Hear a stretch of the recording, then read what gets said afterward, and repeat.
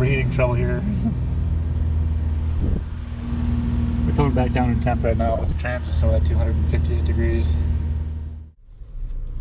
Alright, so I'm out for a little drive. Just going to do a check on the transmission temp before I hook up the cooler, just for a comparison. So right now we're at 158 degrees. Going to head up the hill and see what the temperature gets up to.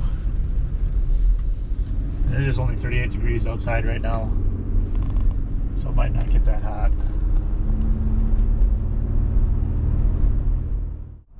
So 38 degrees outside, and we hit about 212 on the way up the hill at that time.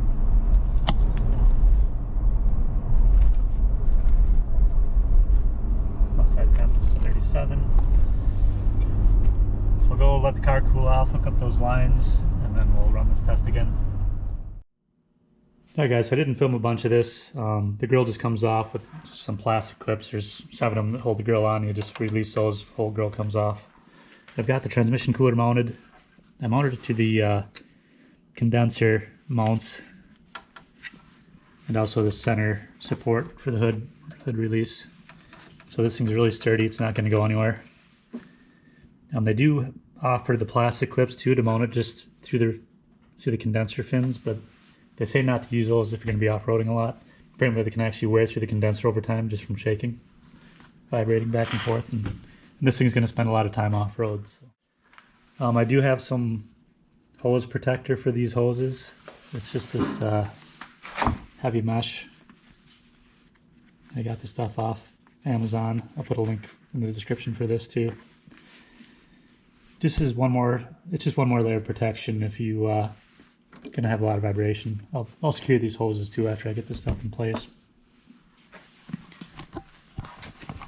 Otherwise, I've got the skid plates off down here, so we'll see if we can get these hoses hooked up and we'll go from there. Oh, and this is a Tru-cool 4589. And I am running it in series with the radiator. This radiator has been replaced, or was replaced before I bought the truck. So I've got the lines temporarily run. You can see I've got the abrasion resistant coverings on there. The top line I'm just going to tuck up here, kind of keep it out of the way of the radiator as best I can. This bottom one I'll just secure down here and keep it out of the way of the radiator. I just have them fed through the same hole over here as the AC lines. And we'll jump down here. I just got a piece of old carpet down just to make it a little easier. This is where I really miss my parents' lift. So I've got to take this line off because I'm going to run this in series with the radiator. So this will come out, go to the cooler, then come back out of the cooler and go to the factory line back there. I don't know if you can see that. So next step is to get this off there.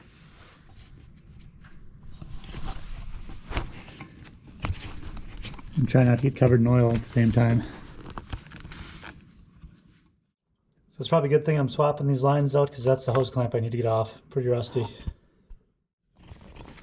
I don't know if you can see that, but that clamp's just disintegrating. I did just change this fluid again last weekend. It's already starting to look a little dirty. This transmission just isn't in very good shape. Hopefully the cooler will make it last a while yet. We'll see.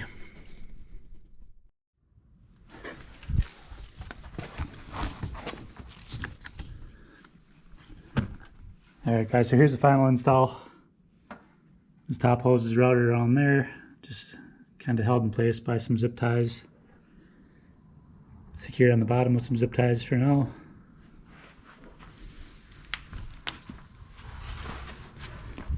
Then I reuse these factory hose brackets.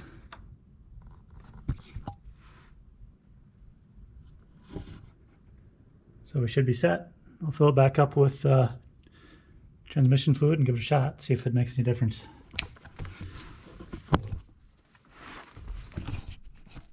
Alright, this is the third run up the hill. We'll take it out overdrive. Temp is starting at 151.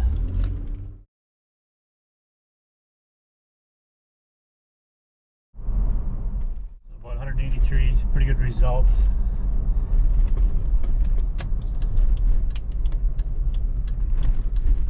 30 degrees cooler even after the third run, so we'll just do fourth just for the heck of it.